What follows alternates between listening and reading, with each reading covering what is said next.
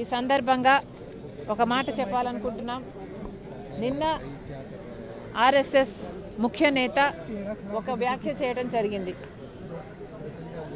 భారతదేశానికి స్వతంత్రం 1947లో రాలేదు, నిజమైన స్వతంత్రం రామ్ మందిర్ కడితే అప్పుడు వచ్చింది అని ఒక ఆర్ఎస్ఎస్ ముఖ్య నాయకుడు నిన్ననే ఈ వ్యాఖ్య చేయడం జరిగింది.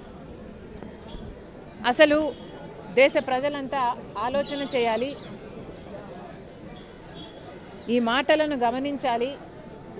ఇవి దేశద్రోహ మాటలు కాదా?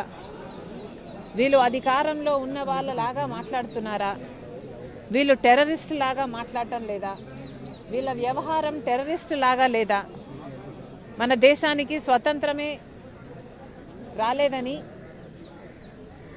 1947లో లాంటి వ్యాఖ్యలు చేస్తున్నారు. రామ్ మందిర్ కట్టినప్పుడే స్వతంత్రం వచ్చింది అని మాట్లాడుతున్నారంటే వీళ్ళ విజ్ఞత, వీళ్ళ ఆలోచన తీరు ఎలా ఉందో ప్రజలు గమనించాలి. నిజంగానే ఆర్ఎస్ఎస్ కానీ బీజేపీ వాళ్ళు కానీ స్వాతంత్రం కోసం పోరాటం చేసింది లేదు. కాబట్టి వీళ్లకు స్వాతంత్రం 1947లో వచ్చింది అంటే నిజంగానే వీళ్ళకు ఆశ్చర్యం కలగడం సహజమే అనిపిస్తుంది.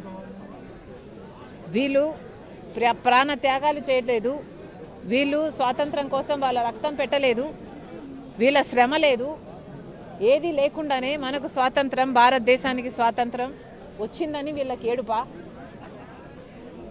నిజంగానే వీళ్ళు అధికారంలోకి వస్తేనే స్వాతంత్రం వచ్చింది అని మాట్లాడుతున్నారు అంటే ఇది టెర్రరిస్ట్ భాష కాకపోతే ఏమిటి అని అడుగుతున్నాం.